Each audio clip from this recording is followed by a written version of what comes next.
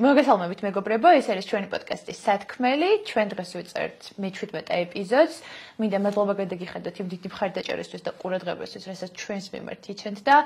იმედია რომ აი ეს პოდკასტი თქვენთვის საინტერესო იქნება, იმიტომ რომ ერთ-ერთ ყველაზე საინტერესო და მძიმე ისტორიებზე უნდა ვისაუბროთ დღეს.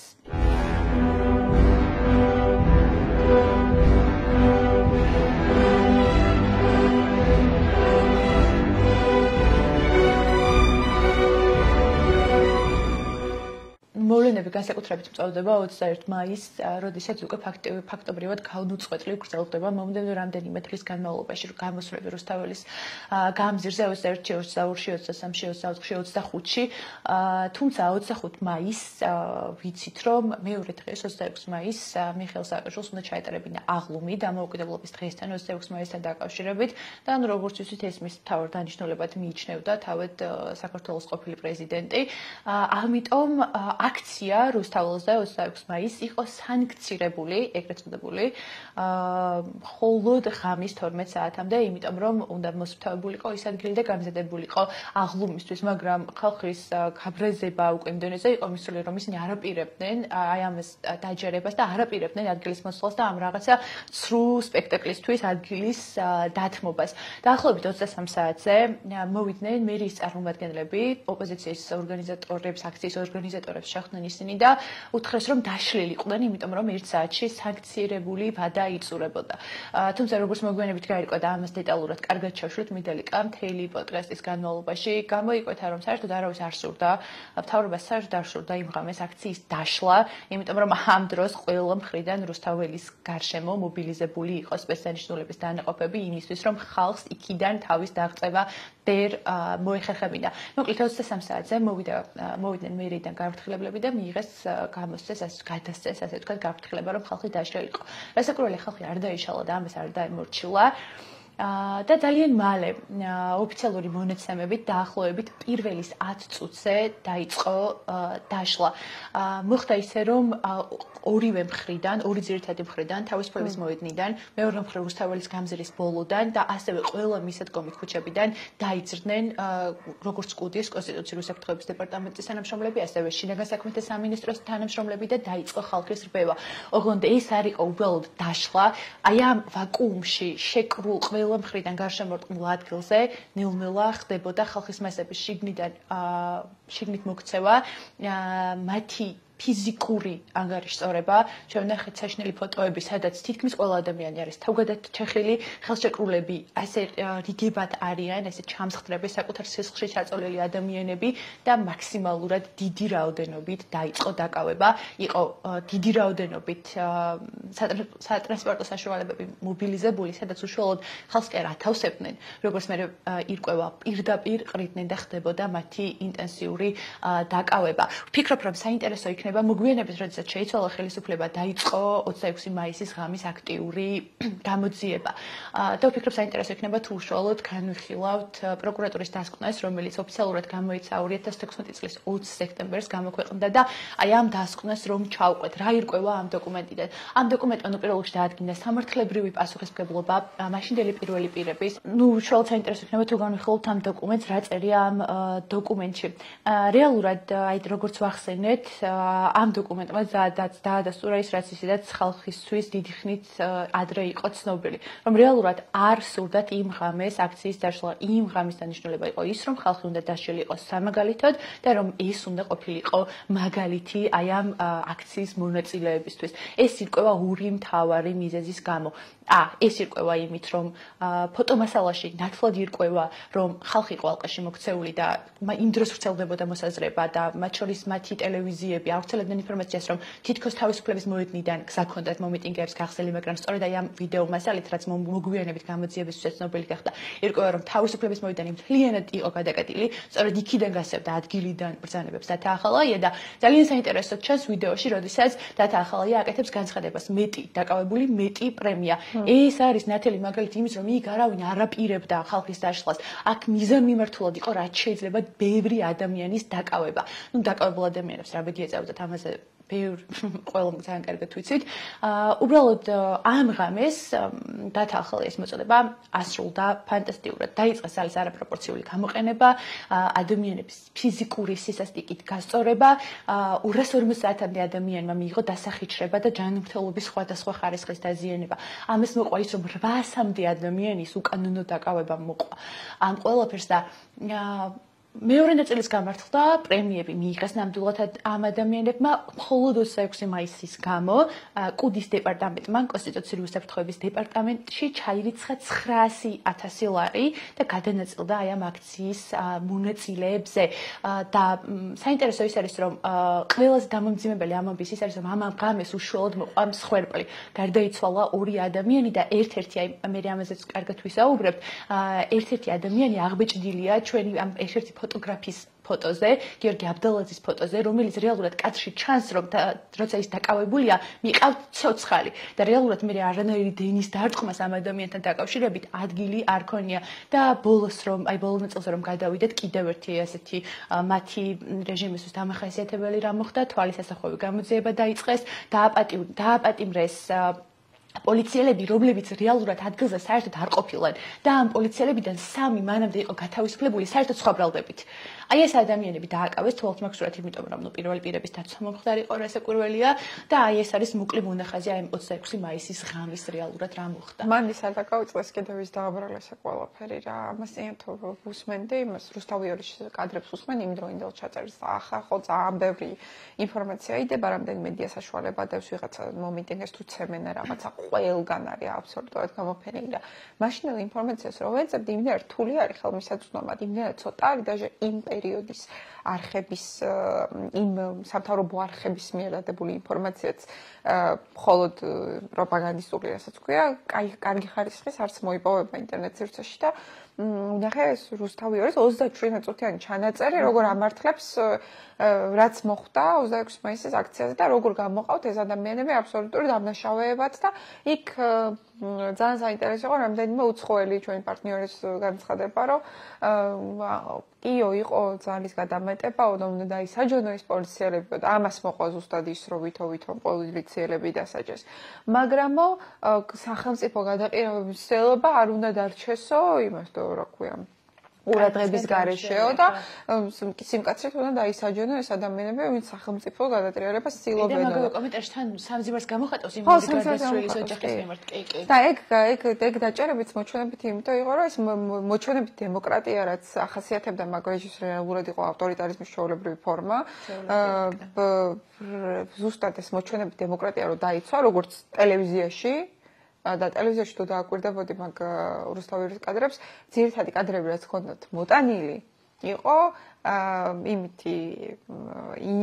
სიმულირებული კადრები იყო. ანუ რაღაცა კონკრეტული კადრი კი არ ჰქონდათ, როგორ ხდებოდა დაშლა იმისი, არამედ სიმულირებული კადრები იყო. ხო, სიმულირებული კადრები იყო თვითონ როგორ ამართლებს იმის ქმედებებს, რა ქვია, კუდის ქმედებებს როგორ ამართლებდა გიორგი გაბუნია ლაპარაკობდა მაგაზე ზუსტად მე მგონი გადაცემაში და აგრეთვე აღსანიშნავი მაგ კადრებში ისიც იყო ამ რუსთავიორის იმაში, რომ მეორე დღეს აღლუმზე რო გამოვიდა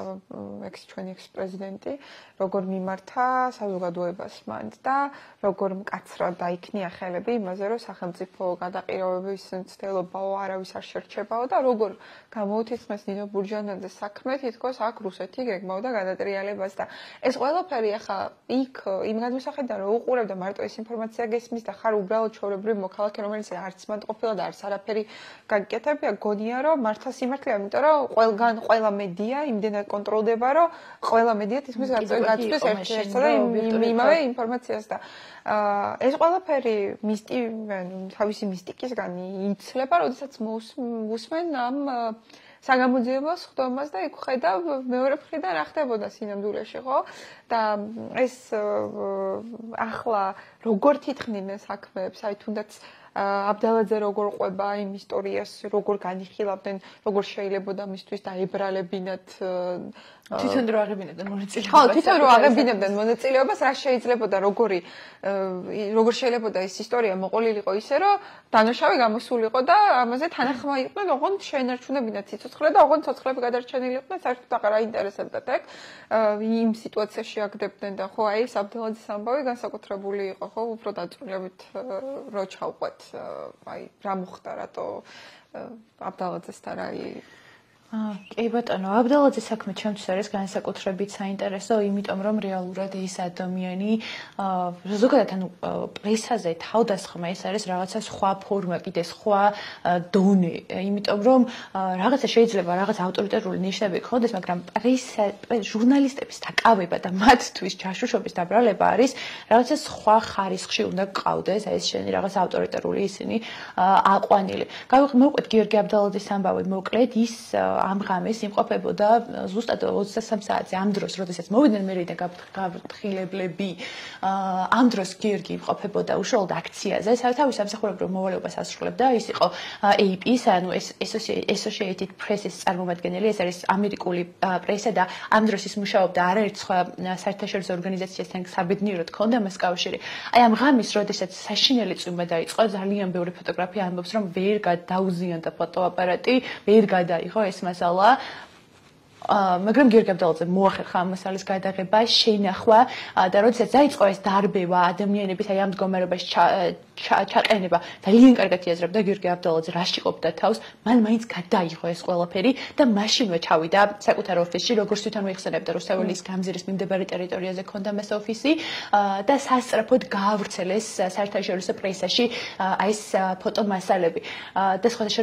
ძალიან ჭკვიანური იყო, არა მხოლოდ იმიტომ, რომ რეალურად ეს ფოტოები დარჩება ისტორიას. არამედ იმიტომაც არის მნიშვნელოვანი, რომ თვითონ ამ ადამიანის ფიზიკური გადარჩენისთვის, იმიტომ რომ მსოფლიო პრესაში როდესაც გავრცელდა ეს ინფორმაცია, რომ გიორგი აბდალაძე დააკავეს. ეს იყო მის ასე ვთქვათ ალიბი, რომ აი ეს გააკეთა და ამის შემდეგ დააკავეს. რამდენიმე დღე არაფერი არ მომხდარა გიორგი აბდალაძის ცხოვრებაში, მაგრამ 7 ივლისს შუაღამისას მას მიადგნენ სახლში, დააკავეს, მაგრამ ეს განსაკუთრებით საინტერესო პერიოდი იწყება მაშინ, როდესაც გიორგიმ კიდევ ერთხელ ძალიან დიდი ვაჟკაცობა გამოიჩინა და თქვა რომ ის იწყებდა მშრალ შემშლობას და რეალურად 5 დღის განმავლობაში ეს ადამიანი იყო მშრალ შემშლობაზე. გარდა იმისა, რომ იმყოფებოდა ჩასვეს რაღაც პატარა გალიისებრ ადგილზე, სადაც ჯანგბაძლიუს იღებდა, ყოველღამე ცემდნენ, მის თვალწინ საშინელებებს ატრიალებდნენ, სასტიკი ფორმით უსწორდებოდნენ ფიზიკურად, სიტყვიერად, დამამცირებელ და ადამიანისთვის ღირსების შემოხილ გარემოში ამყოფებდნენ მუდმივად. ამის გარდა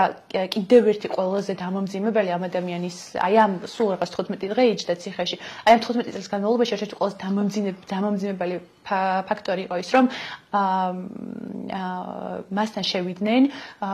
და უთხრეს, რომ მას უნდა შეეწყვეტა შემშლობა. ეს პირდაპირ ყოწყენებული, შენ თუ გინდა შეეწყვეტა შემშლობა, თუ გინდა არა, მაგრამ უნდა გამოაცხადო, რომ შემშლობას წყვეტო და მხარის ფორმა იყო მათთვის ჩვეული, გამოიყვანეს 3 ადამიანი საკლიდან და უთხრეს, რომ ამ ადამიანებს გაუპატიურებდნენ, თუ ის არ შეწყვეტდა შემშლობას და შემდეგ დატოვებდნენ ამ 3 ადამიანთან მარტოს და ისინი თავად გაუსწორდებოდნენ გიორგი აბდალაძეს და მაშინ თქვა გიორგიმ, რომ წყვეტდა შემშლობას, იმიტომ რომ აქ მისი სიცოცხლე, სხვა ადამიანების ჯანმრთელობა, მისი ოჯახის ჯანმრთელობა იმუქრებოდნენ შვილს, მისი შვილი კომაროვში სწავლობდა და უხსნიდნენ კარგად განუმარტეს, რომ იცოდნენ მისი შვილისაც სწავლობდა და რა ბედი მოელოდა და მე უკვე ეს სასაცილო სიუჟეტი განვითარდა, როდესაც აი შერაც მოყევი, ხო, დაისვეს და გიორგისთან ერთად თითქმით ნერა. მან აბდალაძეს საინტერესო მომენტი იყო ყვება, რომ უკრაინული ჟურნალისტთან ერთად იყო, ეს ჟურნალისტი მოკლედ რაც ომის ჟურნალისტი არ ახშ ყოფილა ავღანეთში ყოფილა მაიდნის რეპორტერიც არის მოკლედ რომ თქვათ როგორც ისასტიკები აქვს თვითონ სოფლიოში ნანახი ბოლო მისი ბინ ლადენის გვამი აქვს ცოცხლად დანახი და ეგ აქვს გადაღებული მაგ ისტორიას ყვება უკრაინელი ჟურნალისტის და ეს აბდალაძე ყვება ეგეთ რაღაცას რომ ჩვენო ინგლისურად ვინც ლაპარაკობდაო პრეს თუ დაიყვირებდიო აღარ გეკარებოდნენო რა და მაშინო ვუთხარით ეგ შეუმჩნიეთო რომ ეგრე იყო და მაშინო ყვიროდის პრეს და უკან მიიწევნენო ანუ წარმოგიდგენია რომ რაღაცა თანხმობა რაღაცა დავალება არსებობდა რომ იმათ ინგლისურენოვან მედიას არ შეხებოდნენ იმიტომ რომ იმათ რო შეხებოდნენ იმათ ინფორმაცია რო გაეტანათ ხო წარმოგიდგენია რომ იმას ამ ინფორმაციას ისინი თვითონ ვერ გადამალავდნენ იქ დასავლეთში, ვინც ამ რეჟიმს ხარს უჭერდა მაშინ, ხო? მან ვერ გადამალავდნენ ამ ინფორმაციას, თუ ეს ჟურნალისტები მაგას გამოიტანენ და აბდალაძე ზუსტად იმიტომ დაისაჯა, რომ ეს ინფორმაცია გამოიტანა და მსოფლიო პრესასაც ცნობა. იმიტომ რომ ამგვარი კი შეიძლება რომ ავტორიტარულ რეჟიმებს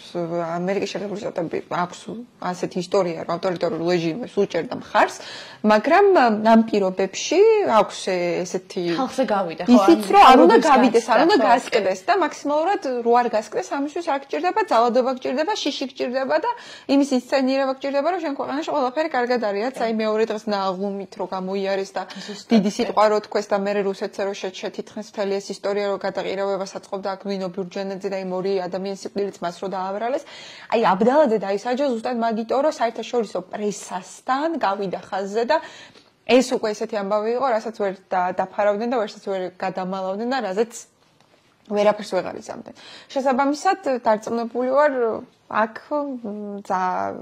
არ ვიცი შიდა საუბრები რა იყო და რანაირი იყო, მაგრამ ფოტოგრაფების დაჭერა შემდგომში მოყვა ამ ამბავს, რომ ეს ადამიანები რეალურად საფრთხეს წარმოადგენენ სისტემისთვის იმ გაგებით, რომ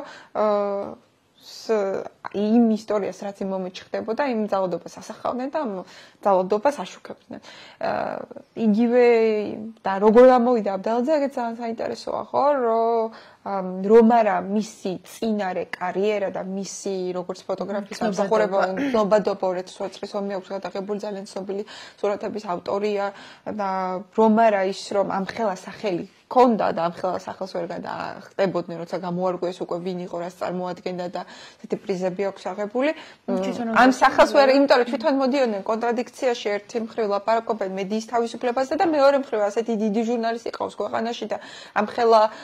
ომი ჟურნალისტია, ამხელა გამოცდილების ადამიანია და ამ ადამიანს იჭერ რაღაცის გამო, ხო? აი და აწამებ. და ასეთ დღეში ამყოფებ და უბრალოდ მის სახელს მისმა სახელმა და მისმა კავშირებმა უშველა და მისმა კავშირებმა ისიც დასავლურ პრესასთან კავშირებმა უშველა, თორე აი შახ აიბაზოვი რო დაიჭერეს ძალიან მაგარი ფოტოგრაფია, შახი ვინც არ იცის, ერთ-ერთი მნიშვნელოვანი ფიგურაა ჩვენი ფოტოგრაფების ისტორიაში და ფოტოგრაფიის ისტორიაში და აი შახიც დაიჭირეს. მაგრამ შახი თურმე იმ წამსვე გამოუშვეს, იმ დღესვე გამოუშვეს, იმიტომ რომ მის ცხულს ქონდა კავშირები საკმაოდ გავლენიან ხალხთან და იმათ მოახერხეს ისე რომ პირდაპირ ამერიკის საელჩოსთვის მოწერა და ხა შენ წარმოიდგინე რომ ქვეყანაში სადაც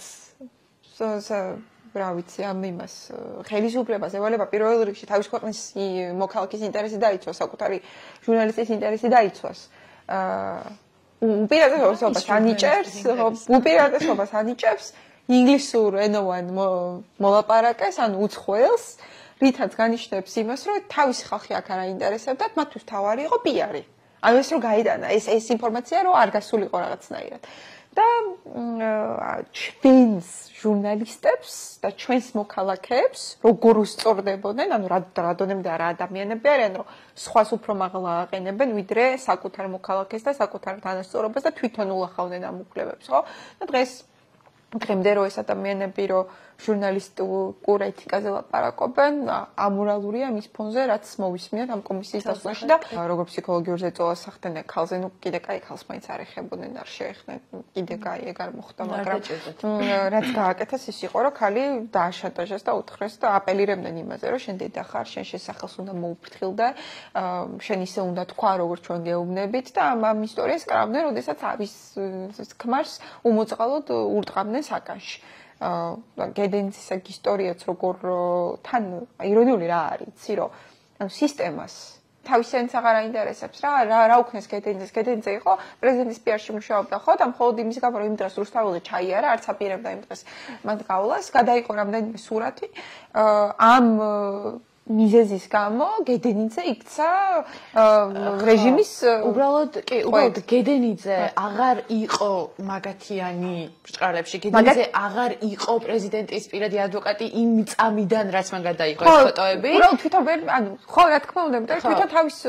რაღაცა ეთიკურ და მორალურ ვალდებულებას ასრულებდა მაგით, რასაც აკეთებდა და საერთოდ ვერც ხვდებოდა რომ ცხოვრობდა ისეთ ქვეყანაში, რომ სურათის გადაღების გამო შეიძლება დაგიჭიროს და ხსენა და სოციალს დაემუქრონ 1000 წესი უბედურება. ძალიან კარგად იცოდა რა გედენიძემაც იცოდა რაზეც მიდიოდა, იმიტომ რომ თვითონ ყვება რეალურად კომისიის იმაზე, რომ ანუ იღებდა ყველა ფოტოს, იღებდა რომ ამოვიდა მთლიანად გადაიღო ეს რაღაც ქვაფენილი მოსწავლე ახალგაზრდობის სასახლეს ის სადაც ის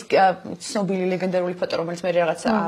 იმ წლის საუკეთესო კადრში ამოხვდა ანონიმურად გაიყვანა ხუთი კაცი რომელიც წევს სისხლში და ღმუის იმ კაცს რო იღებს ამ კაცს და მე ჩუმად აგრძელებს გზას და თვითონ აი იმ შეყრის ეგრეთ წოდებულ შეყრის კადრებს აღარც კი იღებს იმიტომ რომ იცის რომ ბევრი კადრი აქვს უკვე და უკვე დაუშლიან და უკვე ეშინია და მაშინვე მიდის და საბედნიეროდ იმ დღესვე ახერხებს გედენიძეც ამ კადრების გავრცელებას და უბრალოდ საწყენი ის არის რომ რეალურად არც მაშინ იყო აი ეს გარკვეული ჯგუფები გედენიძის მიმართ სოლიდარული და არც დღეს და თვითონვე საოცრება აი რაღაცა უყურებ აი ამ ადამიანის ინტერვიუს საგამოძიება კომისიაზე გიყვება როგორ გაწირა საკუთარი ოჯახის სიცოცხლე ჯანმრთელობა ყველაფერი იმისთვის რომ ეს კადრები ეჩვენებინა ხალხისთვის და ანუ ამ დროს მიდის და ვიღაცა რაღაც 20 წლით პატარა მიდის და სიტყვიერ შეურაცხყოფას აყენებს აქციაზე იმიტომ რომ ისევ საკუთარ პროფესიულ ვალდებულებას ასრულებს და სიტყვიერ შეურაცხყოფას თავი რომ დავანებოთ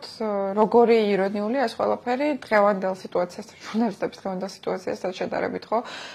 ზია მოღობელი რომელმაც პოლიციას მართლა სახეში სილა გააწნა და ან კიდე ის ადამიანები რომლებიც პოლიციელებს ფეიერვერკებს ესვრიან და ისინი მოიხსენიებიან რეჟიმის ტყვეებად და ამ დროს ზუსტად ის ადამიანები რომლებიც ახლა ერთ ამბავში არიან ამ ტყვეების გამო ის ადამიანები თავისუფლად ჩუმად იყვნენ რომლებიც ამბობდნენ რომ კანონიერად დაიშალა 26 მაისის აქცია რო შევაჯამოთ რეალურად ჟურნალისტების საქმე არის ლოგიკური გაგრძელება იმის როგორ ისჯება აი ასეთი რეჟიმის დროს ჟურნალისტი ადამიანი რომელიც რეალობას ასახავს საკუთარ სამსახურებრივ პასუხისმგებლობას ასრულებს და რომელიც უბრალოდ ცდილობს რომ ხალხში გაავრცელოს ის ინფორმაცია როგორ ისჯებიან ადამიანები რომლებიც უბრალოდ სიტყვის თავისუფლებისთვის იბრძვიან და სწორედ აი ამ ორი ხუთნი იყვნენ დაკავებულები და კიდევ ბევრი ჟურნალისტი მაშინაც ღირსეულად ასრულებდა საკუთარ უფლებამოვალეობას საკუთარ პროფესიულ მოვალეობას თუმცა აი ეს ორი ადამიანის ისტორია კიდევ ერთხელ არის იმის გახსენება რომ რა ფასიჯდებოდა მაშინ სიტყვის თავისუფლება და როგორ მუდმივად არის საჭირო აი ამის შენარჩუნება თორემ სხვა შემთხვევაში ასეთი რეჟიმები უბრალოდ ვერ შეეცვლებიან და ვერც ასე ვთქვათ სიმართლე ვერ იზემებიან მეგობრებო, დიდი მადლობა ყურადღებისთვის. დღეს კიდევ ერთი პოდკასტი იყო იმასთან დაკავშირებით, რაც შეეხება საგამოძიებო კომისიის მუშაობას და ჩვენც მედალიკაც ვცდილობთ რომ ჩართულები დავრჩეთ ამ საკითხში, იმიტომ რომ თქვენგან მოდის ძალიან დიდი ინტერესი და მინდა რომ მოგვიწოდოთ რომ გაგვიზიაროთ თქვენი აზრები, კიდევ რაზე გსურთ რომ ვისაუბროთ. მოკლედ დიდი მადლობა ყურადღებისთვის. ნახვამდის.